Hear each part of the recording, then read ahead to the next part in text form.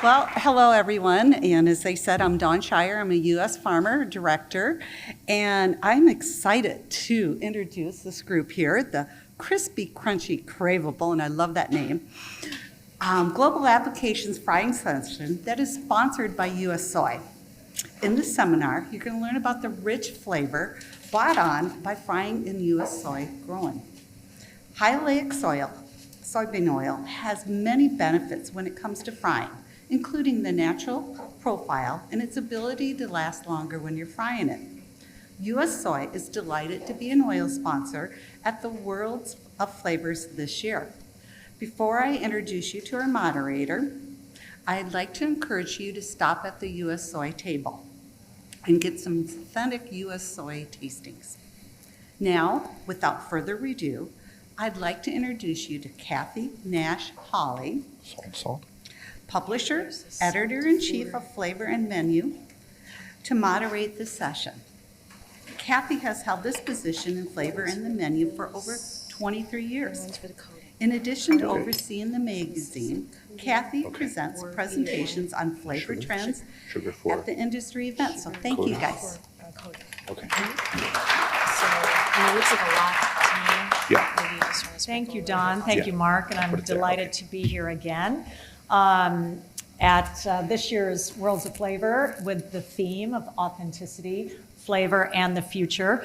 For this session, I think it's a fantastic follow-up and a deeper dive, especially given the fried chicken session prior to lunch. When you're talking about crispy, craveable flavors and concepts, we've got two examples here of what I would call global carriers in some way, right? It's very fitting that we are looking at fried chicken as a global flavor carrier. And there is no one better to present that concept than our first presenter. David Kamen is the Director of Director of Client Engagement. See, I didn't remember that. For CIA Consulting, you are based in Hyde Park. Yep. And prior to that position, David has been a longtime culinary arts professor in several disciplines at CIA Hyde Park. So kind of comes with a deep pedigree in this position, in this role, and very deft, capable hands when it comes to introducing global flavors through crispy, crunchy, craveable concepts.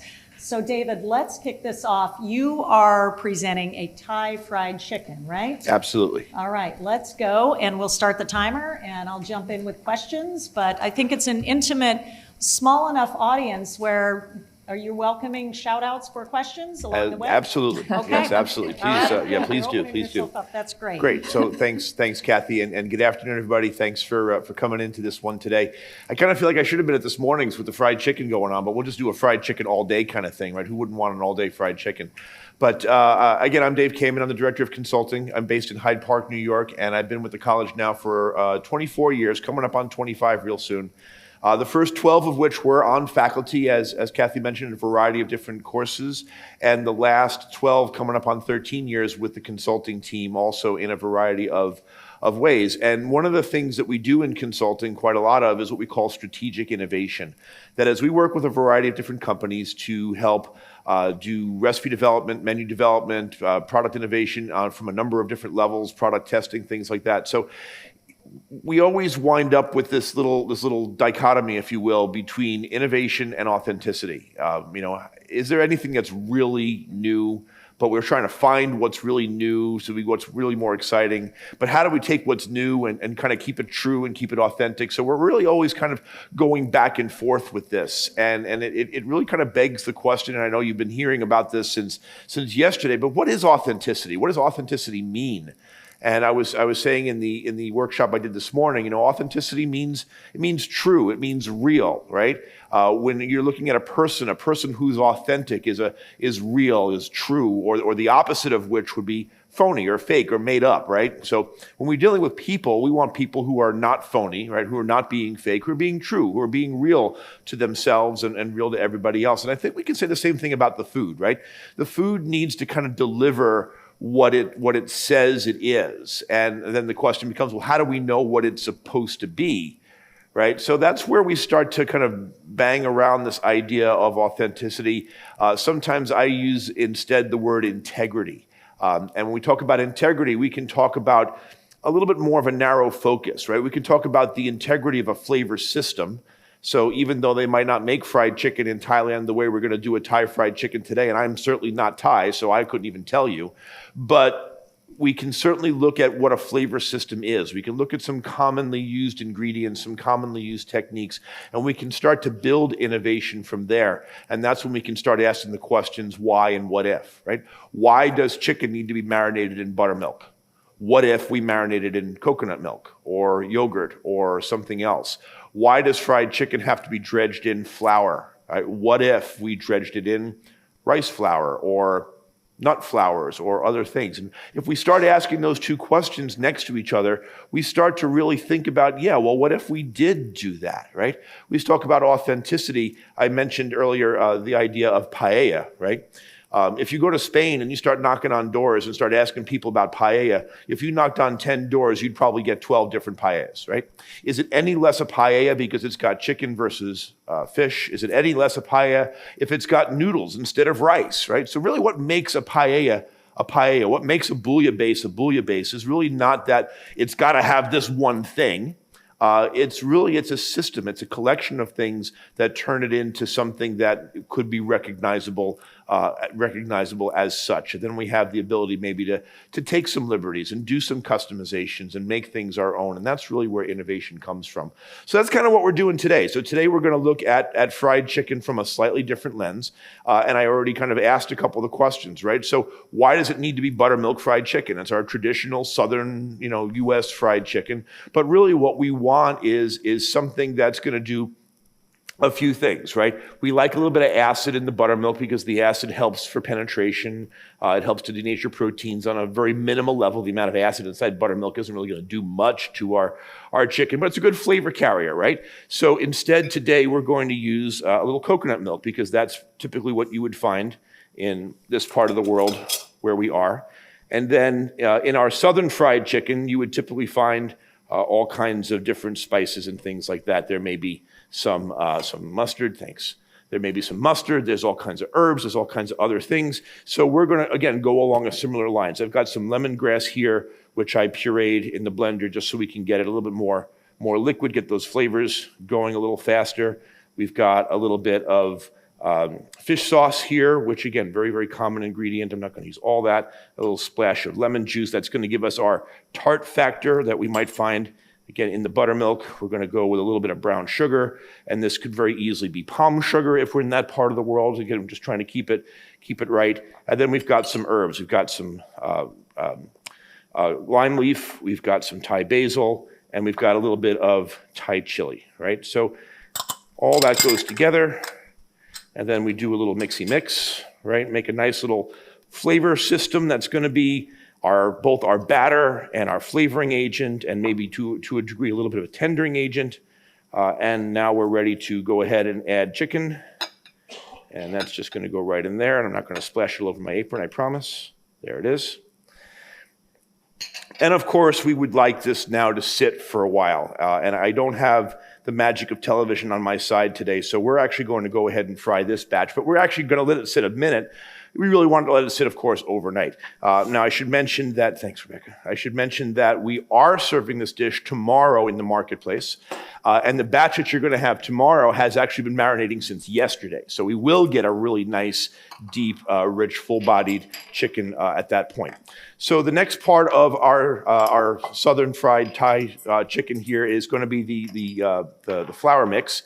And again, what we have here is a little bit of wheat flour, And I know I mentioned rice flour earlier, and I've made this dish a few times, and we do need to have a little bit of wheat flour. We need to have a little bit of protein inside there to help hold it together.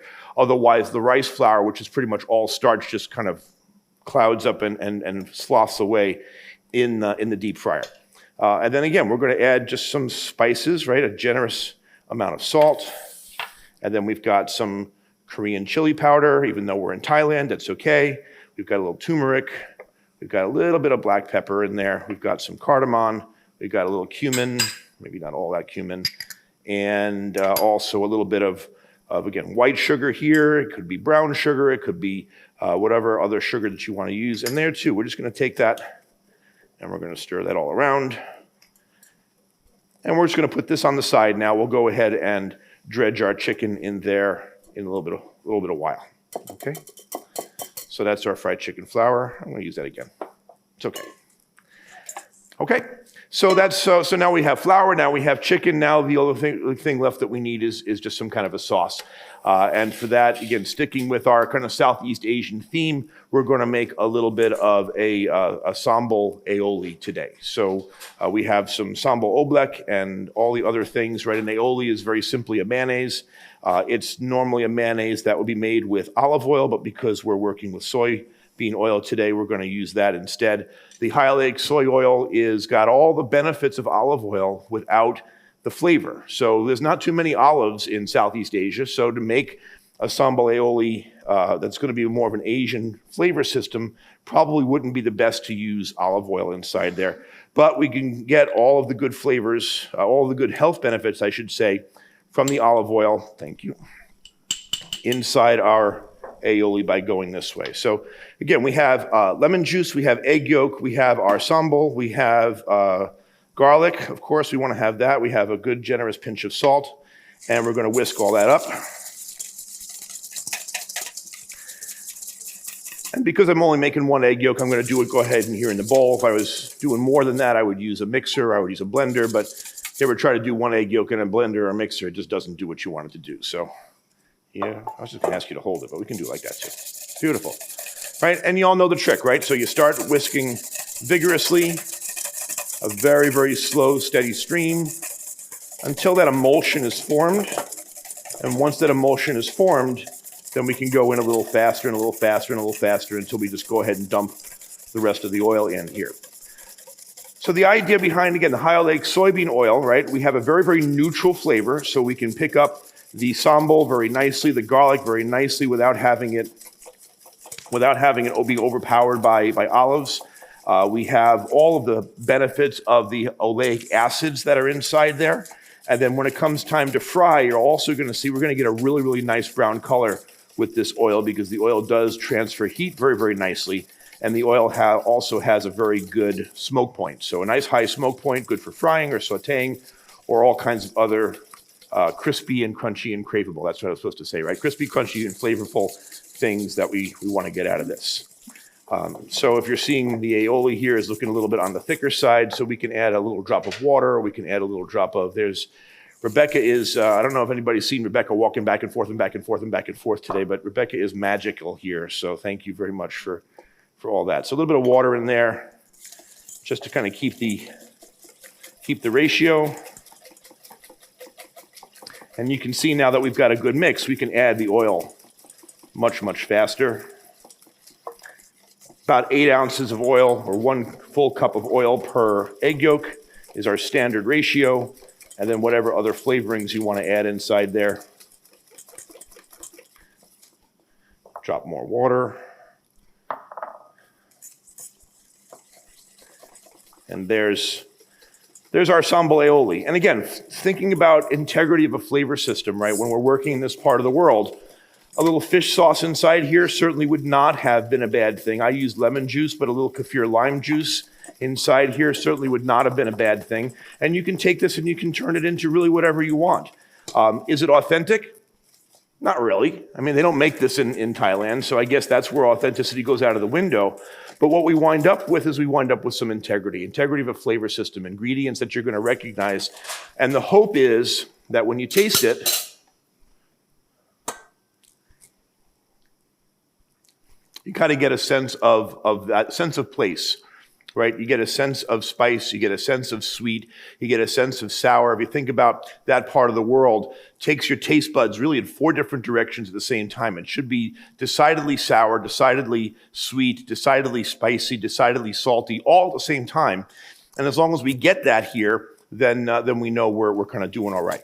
And I think that's where we are. So you can have that. You can have that. And then we're going to put this in here. And we're going to let this stand a while also. Of course, everything does better when it has a chance to sit for a couple of moments. All right, look at that. It's tomorrow already. So we have our, thank you. We have our chicken that's been marinating for a time. And now we're going to go ahead and do the old dredgy dredge. Then we're going to do the old fry. And then we're going to kind of take it from there, right? So here's our chicken that's been marinating. Yeah, I'll be right there. And we want to take it and we want to kind of wipe it off a little bit into the flour. Why do we always use chicken breast when we fry? Why can't we use chicken leg meat, right? So this is chicken thigh meat, which works out really, really nice for frying because it's a lot harder to dry it out. We're always concerned about chicken and getting it to cook to the appropriate degree of doneness, right? We want to get that temperature of 165 degrees for a minimum of 15 seconds. What's really funny, when I said that, I was laughing to myself because that's what my kids say. They hear me doing this stuff all the time. And now my 17-year-old daughter, I can ask her, what do you cook chicken to? It says 165 degrees for 15 seconds. It's like, I taught them well. Teach them how to change your oil and then how to know when chicken's done. Those are the things, right? Thank you. Right? And I like to let it sit in the flour for a few minutes, let the starches kind of hydrate. In this case, we're letting a little bit of the gluten start to form, and that's what's going to help let these things stick together, or let the flour all stick on there. And we'll shake it off. We'll put it on the old sheet pan here. And there's our chicken, all kinds of ready to go. Okay, you can have that. Actually, I'm going to give you that too, if you don't mind. And then, what do you want me to do? You want me to use a glove, or you want me to use a tongs, or? Yeah, I'll use a glove. There we go. Great. So we have our little tabletop fryer. I don't know, Evan, if you can get the fryer in the back there. I'm sure everybody's already seen fryers and frying, but we've got some nice high oleic soybean oil, nice and clean inside the fryer. There you go, Evan. Nice job. We're going to take our chicken, and we're just going to drop it right in there. And these are nice and thin. And I purposely did that because I wasn't sure if I was going to have a good instant read thermometer here. And they go in, and you can have that. And there we go. So we'll give that a few minutes to do its thing. We'll shake it around, make sure it's all being very, very happy in there. And we're going to let it go until it's nice and brown, nice and crispy. It should cook all the way through because it's a very, very thin cut. And then we'll take it from there. And then ultimately, we're going to go ahead and plate it up. We're going to put a little bit of our aioli on there, and we're going to fix it up from there. So, innovation can really have a number of different forms. It's a lot of it just becomes the question, what do you want it to be, or what are you trying to reach? And it really all starts with taking something that we all know and maybe just changing one or two things. A bunch of years ago, again, thinking about Southeast Asia, I did a project with a company that they wanted lemonade, but they wanted something a little bit different. So we took lemon juice and lemongrass and pureed that with palm sugar, and then we made lemonade with that. And it was lemonade. There certainly was no doubt about that, but it was just a little different, just a little something inside there. So again, is it authentic? Well, it certainly is lemonade. It certainly did speak lemonade, but it also spoke different in terms of lemonade. So we could say that it was something a little bit different. How's it look? We could say that it was something a little bit different and something a little bit unique. And that caused people to want to, try it and check it out and say, well, why is it like that, and why is it different? So again, there's that balance, right? So how do we keep things authentic, but at the same time have some innovation? And that's where the word integrity really kind of plays a role, plays a part inside there as well. All right, so take a look at our chicken. You can see how very nicely it's browning. Look at how golden brown that is. We're gonna let it go just a couple more seconds. And then we'll go ahead and pull it out and plate it up. And as I mentioned, this will be in the marketplace tomorrow at 11:30 for those of you who want to go ahead and taste it.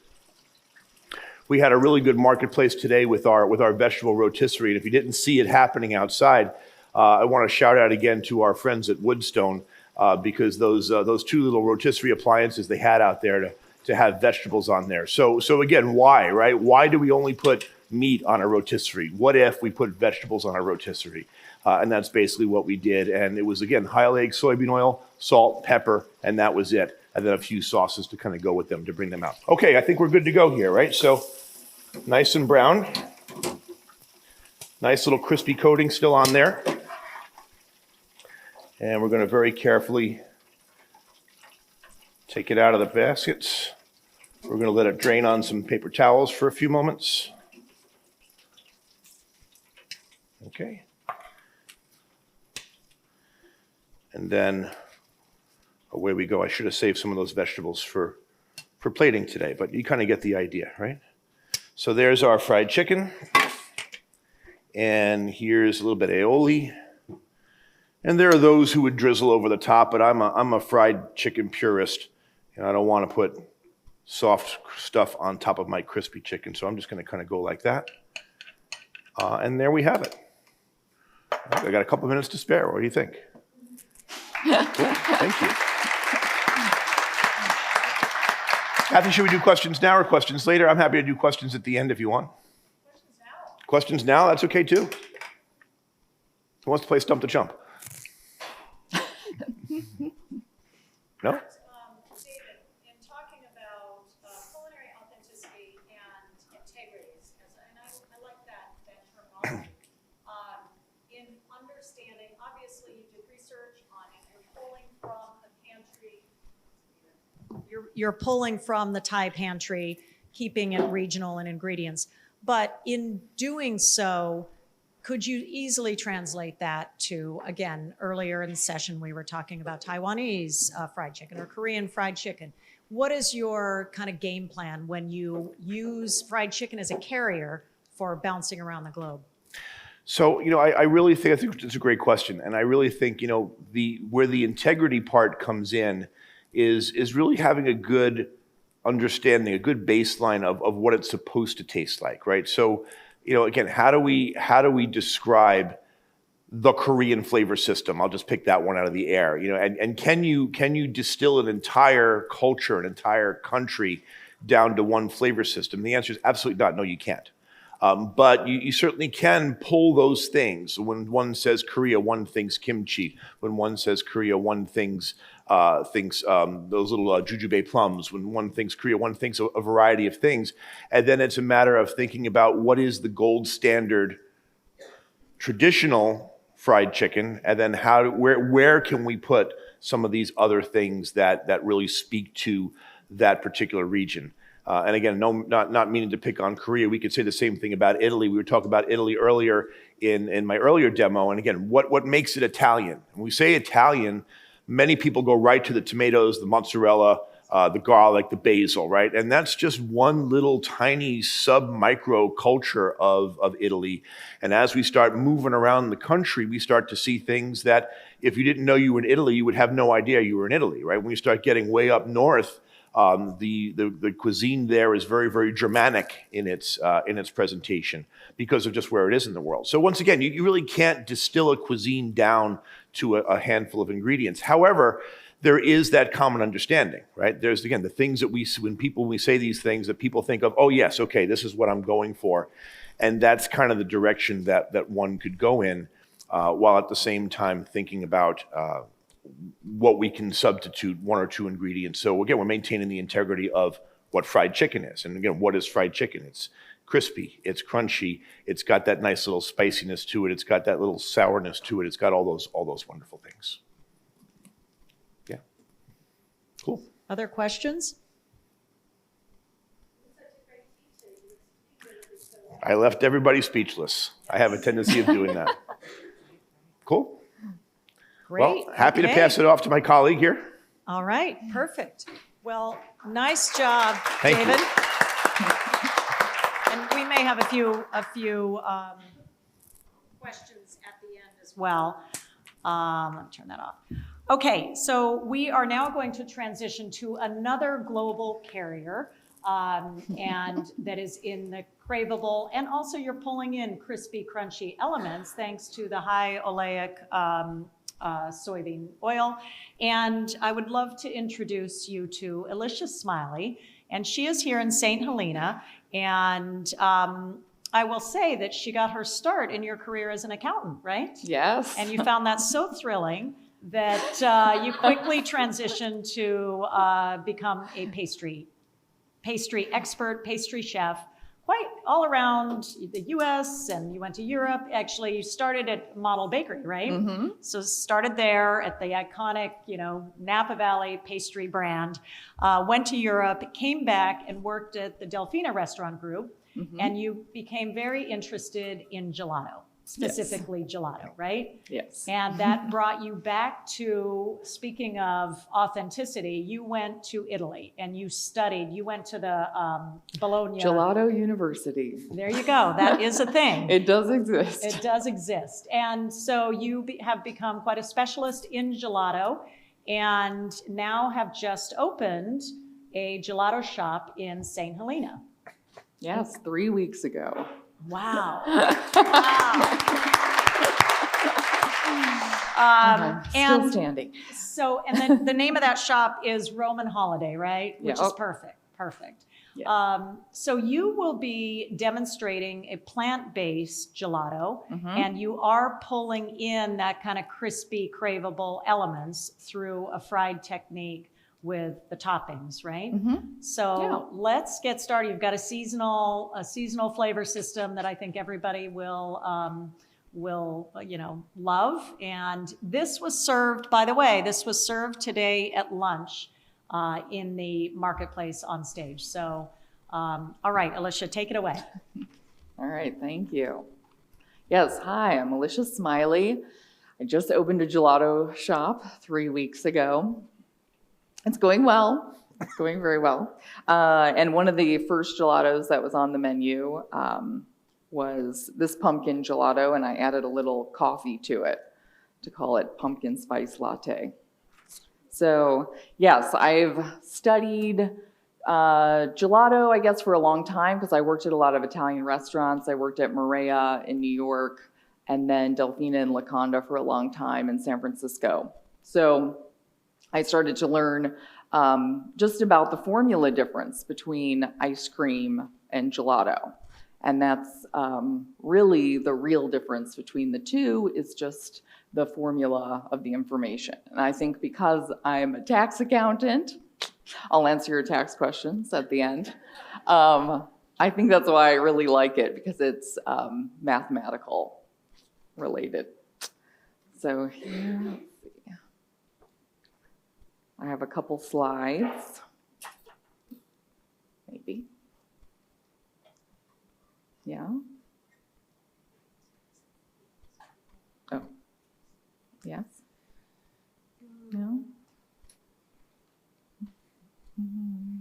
Maybe. Down.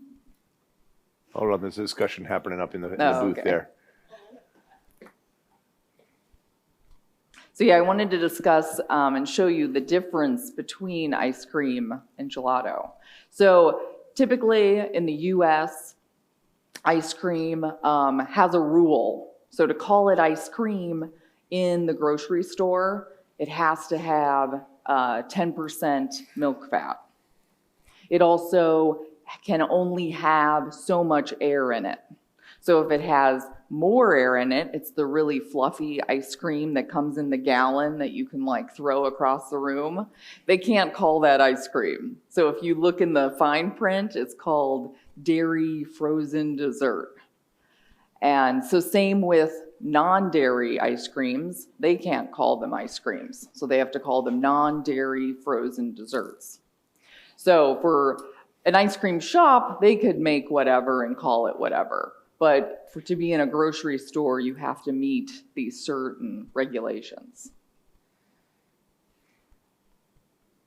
So yeah, as defined by the FDA in the US, ice cream has to have at least 10% fat. A lot of ice cream has up to 18% butter fat. It also has to have non-milk non-fat milk solids in it. And then, yes, it can't have too much air. It can still be up to 100% air. So a pint can become a quart, but no more than that when it's churned. And so surprisingly, Italy does not have these same rules. Even though they do have all those rules and designations for other products, they don't have it for gelato.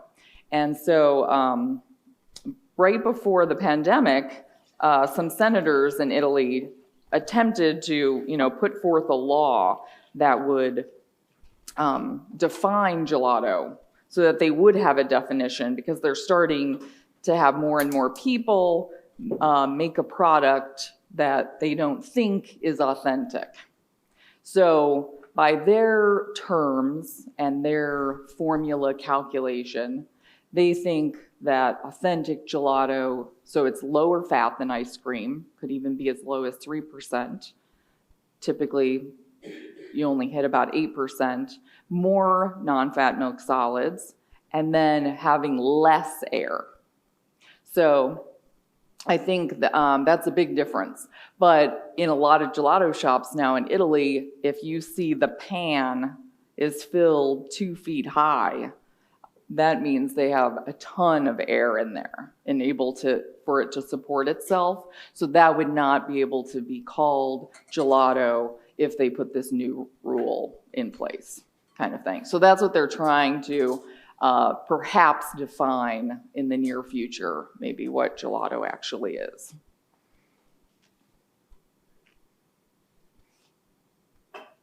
So I think a lot of people think gelato has more flavor, maybe, than ice cream. And I think a lot of the reason for that is because it's served at a warmer temperature.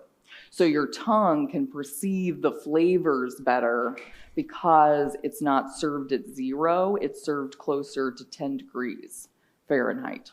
And so this is something I'm having to work a lot with at my shop, is the shop came with an ice cream dipping cabinet that's really cold. And so I'm trying to figure out how can I warm it up so that my gelato is softer and more flavorful. So I'm letting the ice build up on the sides, and because I cleaned it off, like it was the end of the week, I cleaned off all the ice. I came back and everything was like a rock.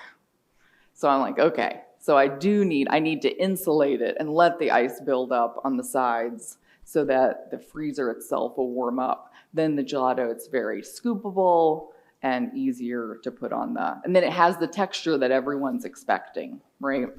Because a lot of people, right, have gone to Italy, they've had gelato, and then they tell me what mine is like compared to that. So today I'm gonna make a non-traditional, right? I'm gonna break this, possible rule on gelato making. And so I'm not making it they either use cow or buffalo milk. And so I'm making it with, oat milk or oat water, as people call it. So I've got my oat milk. I'm also making, I want to spice it a little bit, but I don't want to feel the texture of the cinnamon bark. So that's why I'm just steeping it with the cinnamon. So I'm going to get a little more of a floralness to it, I think, rather than when you use, ground cinnamon, you get that more pungent cinnamon flavor. This one will have then more of a background note. So it'll be a little bit more of a background note to the pumpkin. So this you can let heat it up, it's drawing out the oils of the bark. You could even turn off the heat, put plastic wrap on top, and then leave it alone for an hour or two and let it really absorb those oils and get all that flavor out of it. Then go ahead, turn off the heat, and remove your cinnamon sticks.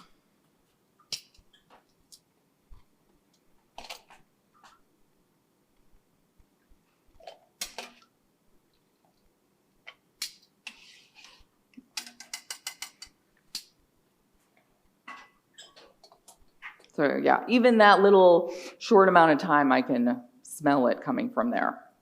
So then I've got my nice hot liquid. So then for my formula, that's my oat milk. So that's providing a lot of water, which milk does as well, and also giving me a lot of fiber. So it's giving me some viscosity to work with. Then I need to sweeten it. So you could use all granulated sugar, but if you use all granulated sugar, it's going to be too sweet. So you have to use a lot of sugars in ice cream or gelato because you have to, you need those anti-freezing characteristics so that this oat milk doesn't just become an ice cube. This is what's going to keep it softer. But I don't want it to be too sweet, so that's why you start using other sugars to make it less sweet. So today I'm using a glucose and a dextrose to make it less sweet. So these are just refined sugars, probably from corn. So we've got the dextrose and we've got the glucose, also maybe called maltodextrin. So we want to whisk those together. So this is obvious, it's going to sweeten, but it's also going to keep our mixture from becoming a brick. Then you've got to add salt for flavor. Always, always, always add salt in all your desserts.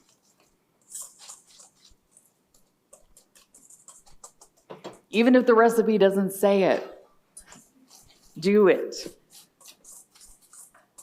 Always add a little salt. That's like, it'll make all your desserts pop in flavor.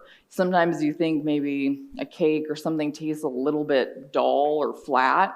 If you just put a little bit of salt in it, it'll make a big difference. And then I'm also going to add a gum to stabilize. So this is key because, especially for me today with traveling with ice cream, you need a stabilizer in there so that it keeps the ice crystals at bay when it's going through different temperatures. So there's always a stabilizer in almost all ice cream in the grocery store, right? Because it had to go from the factory to the distributor to, and then every time it's in a truck. So it's like warming up, cooling down, warming up, cooling down. And so in that amount of time, your ice crystals will start to form. And if there isn't the stabilizer to help keep those smaller, then they'll start getting bigger. So maybe you've had a pint of ice cream that was just full of ice crystals. And that's when you know somewhere along the line it wasn't treated properly. It got warmed up too much. All right, so there's all of our dries. So what we need all of those to just dissolve. So we just add those to our hot liquid.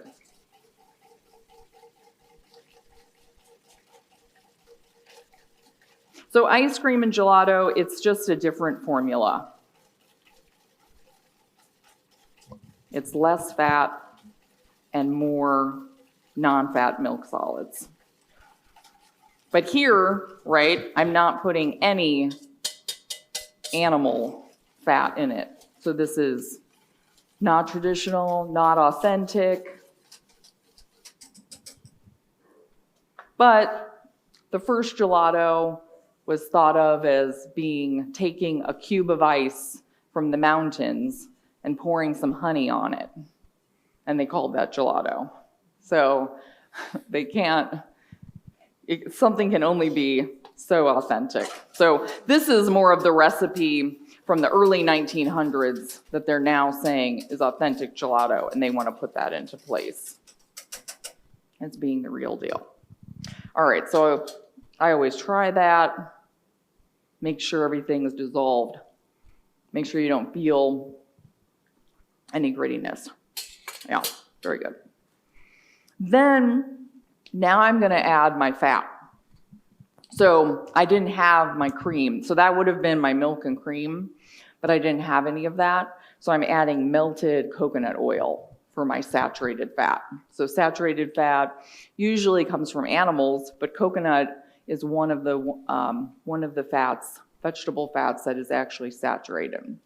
So it's giving me those qualities without coming from animal.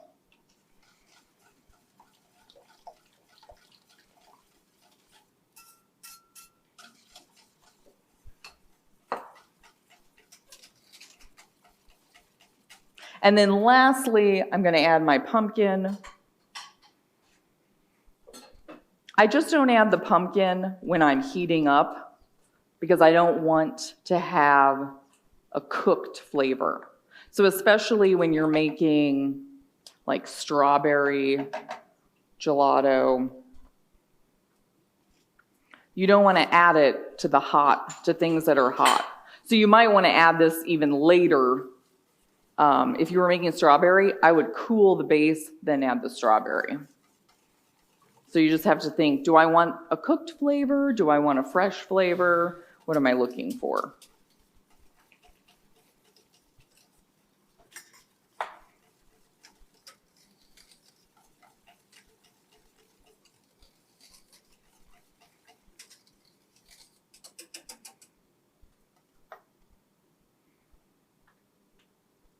And now I'm just going to strain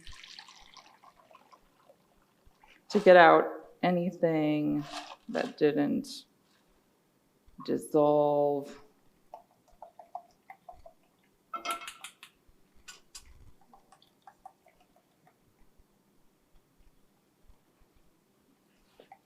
Just so it's really smooth and creamy.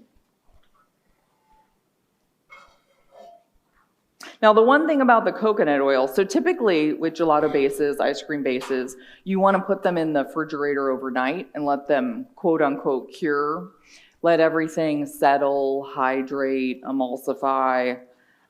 But for when you add coconut oil, what does coconut oil do when it gets cold? Yeah, coconut oil is always that borderline oil that it solidifies in your cabinet in the winter, but it's liquid in the summer. So with this, you would only want to cool to about 50, 60 degrees, and then go ahead and spin it. Go ahead and put it in your ice cream machine. So here, right, I've got my larger pieces of pumpkin. So if you want, and maybe you want that texture, you want that like more fibrous feel, right? So that's your decision on whether you want to keep the raspberry seeds in the gelato or not. Or do you want it to be like super smooth? Okay, so yeah, then you would cool this down. But because of the coconut oil, not too cool. Another option would be make the whole thing, cool that down, store it overnight, and then add your coconut oil the next day. Heat up a little bit, add the coconut oil, and then spin it. If you did really want it to rest overnight.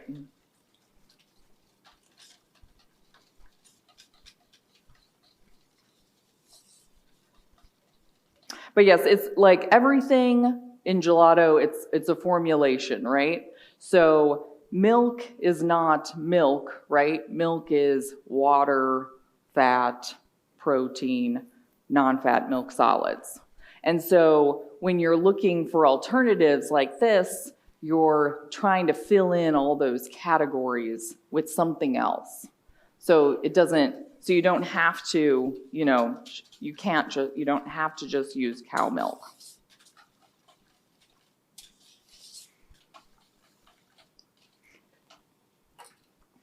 But yeah, this isn't going to pass with the 6 senators from Italy as gelato.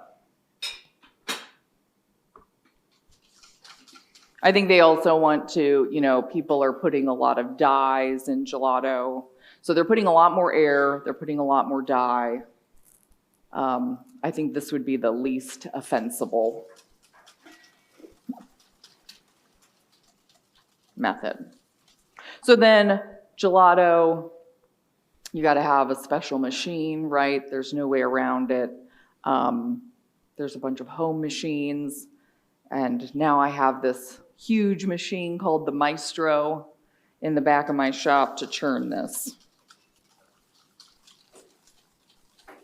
Then it has to go into a blast freezer to set, and then you can put it in your regular deep freezer. So this is going to be super creamy, right? Super creamy, smooth. So what do you want with super creamy and smooth and sweet? You want crunchy, salty, or at least I do. So that's why I always try to have my toppings be something that can add some crunch or some salt. So I'm going to fry up pumpkin seeds so it stays with the theme. 350 degrees.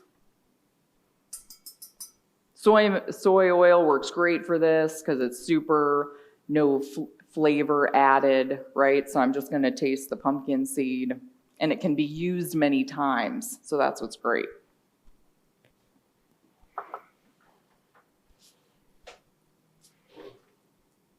So with something like pumpkin seeds, right, they're little, so they're going to want to float around. So I like to keep them in some kind of vessel. You could sort them out with a slotted spoon, but I'm waiting so I'm taking the, raw pumpkin seed, frying it and getting rid of all the water, and it'll start to turn a little brown. Looks really nice, very autumnal looking. And it becomes much crispier than you can get from baking it in the oven.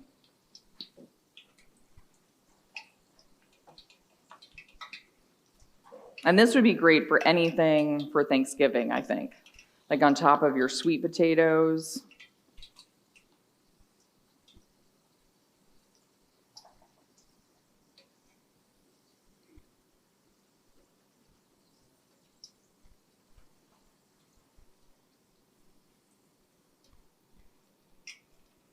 So they're starting to turn a little brown.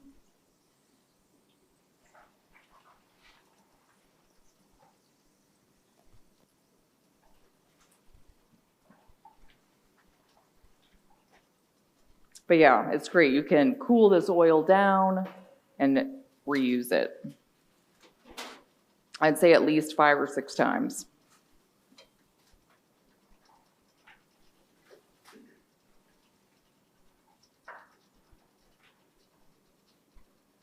So I'm really getting all of the water out of these seeds.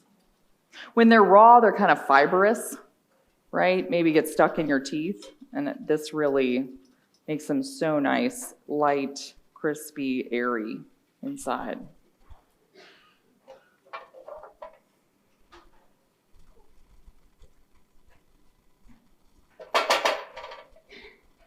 Put them out on paper towels. And then I'm going to sprinkle, while they're still hot, with salt so they stick. And again, I like a lot of salt personally, especially with sweet things.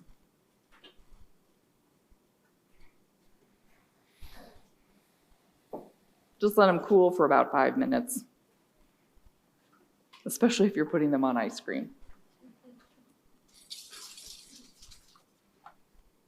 So here's the classic torch cone from Italy that gelato is served on a lot. And they don't use the scoop because since the gelato is softer, they use the spade. So it's more of a swiping motion than a scooping motion.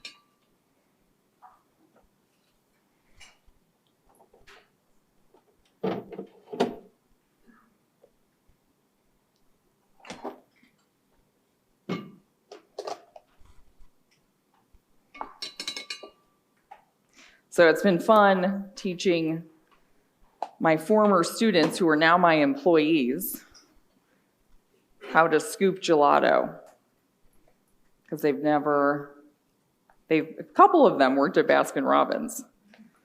So they know how to use the ice cream scoop, but now they get to learn a new technique. So I like to put a little bit in the middle, and then I like to do the mohawk technique. So I swipe some on the side, turn it around.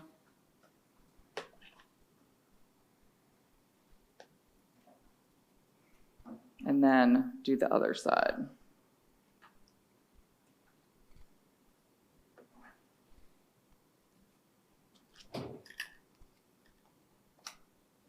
So really, when I was scooping that, it didn't feel any different than like a dairy gelato. It has that same creamy texture. And then pumpkin seeds all over the table. Just like that.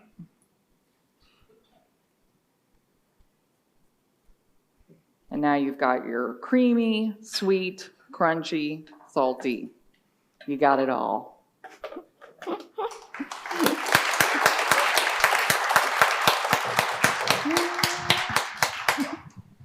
Now I have a couple questions. Anybody want to shout out a question? Yeah. Here, let me.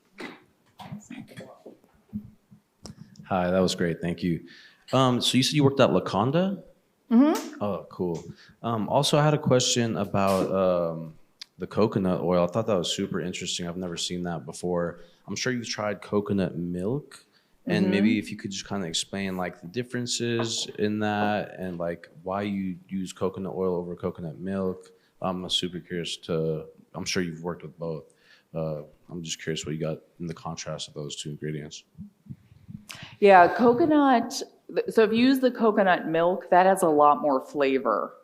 And so I've found a lot of places do use coconut milk, but then I feel like the flavor is always, well, it's strawberry coconut. So it always tastes coconutty. So what I've been trying to figure out is how can I just make it taste like the flavor that I want to flavor it with. And so coconut oil has less flavor, especially if you get it more refined. And then using the, so that's my fat, whereas I'm getting my water and my fiber from the oat milk. So kind of in a different way. Whereas coconut milk would have more fat in it and flavor. So I think it's more of a flavor thing. No, I don't think so. Yeah. Yeah.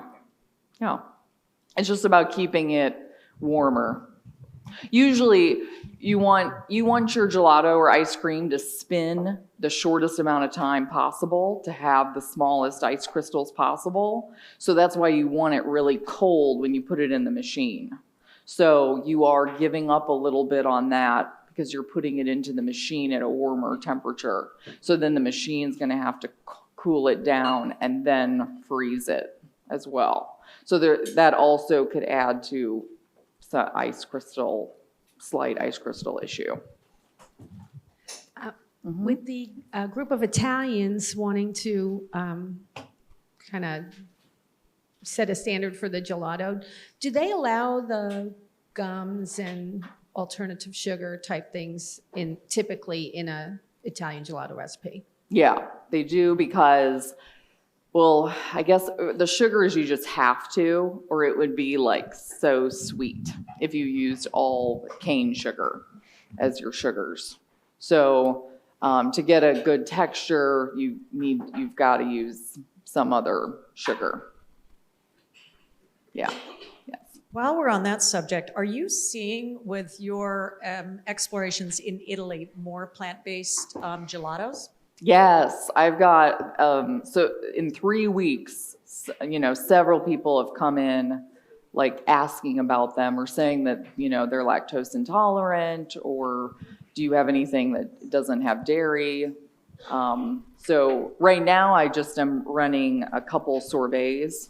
So I have that as my non-dairy, but I'm going to soon move into these as also non-dairy because there's a lot of people. Okay, kind of a food science question when it comes to the process of gelato making. I did notice that you used a powdered glucose versus a liquid glucose. I'm curious which application works better for that process. And when you added your stabilizing gum extract, is there one that you would prefer over the other, say like guar gum or xanthan versus like a low gel and ACL? And is there a preferred inverted sugar that you're using? Yes, I always prefer for the other sugars a combo of glucose and dextrose. For the stabilizers, I like garum gum and locust bean gum. I think those are probably the best. Xanthan can get a little too chewy, so I don't like that one as well. And then what was the other question? Glucose. Yeah, liquid versus, so liquid just means it's powdered glucose with water. So you're just adding, so there's a little more water in there. So that would just change your formulation a little bit. So that would be a little extra water that you would then need to stabilize. So if you use powdered, it's just less to stabilize. But I think it's easier to get liquid, probably glucose, my guess, if you're making it at home. Another question here. So being a soybean farmer, I'm kind of curious if you've ever used soy milk. And I know we sell soybeans all over the world, and they will order soybeans based on the type of variety of soybeans and the characteristics. So I feel confident we could maybe get a good soy milk for you. But have you ever thought about using soy milk? Yeah, I've tried to use some soy milks, and I find that it's a little, it's too watery, or it doesn't have the body, I guess, that it needs. So yeah, I feel like if there was a way for it to have more body, it would be better. Yeah, more fibrous component. Yeah. Ice cream it's higher fat, right? How it gets that higher fat is more cream. So it's typically half milk, half cream. Whereas gelato is a lot lower fat, and so it's more like 75% milk, 25% cream. But in doing so, right, then there's more water, because that's more milk. Milk is really just water. So now you've got more water, so there's more potential of ice. So that's why you keep it at a warmer temperature, which keeps it smooth. Yeah, so it's, authentic gelato, it really is just a formula. Just like authentic ice cream is a formula. And so, and that's the great thing, is then you can just do any flavor. My student workers, they're all like, let's do this, let's put this in there. Because you can you can do anything. So now we're doing an apple pie. So we're making a cinnamon base, putting in, we cook down apples, and we bake off pie dough and sprinkle cinnamon sugar on it and mix that all together into the gelato base. It's interesting comparing the fried chicken base and the gelato or ice cream base. It's a formula, right? So either can be a carrier for global flavors. And it seems fried chicken seems to kind of go into when you're in the savory world, you tend to reach a little further and you can bring in more exotic ingredients. But gelato as well could be a perfect global flavor carrier. As I was telling you earlier, Elisha, I had a sambal.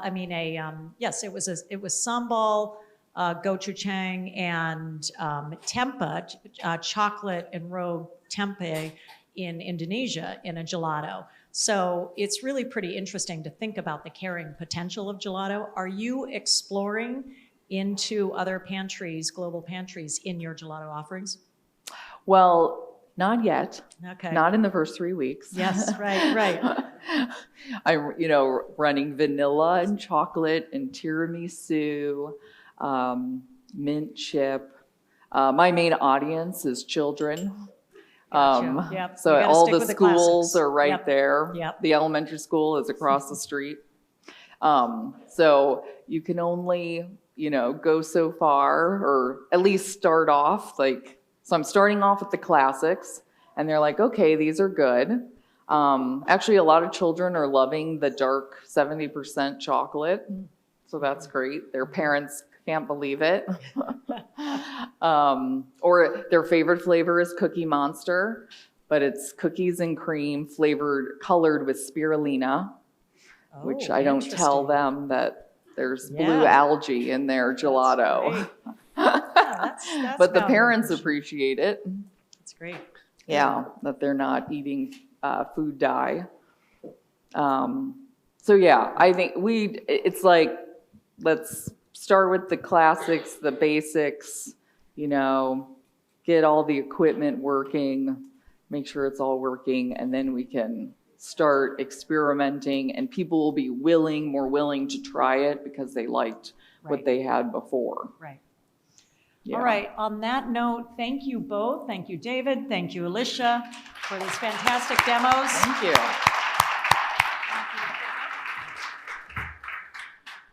Yeah, let's also give Cathy a round of applause as our moderator today. Thank you, Cathy.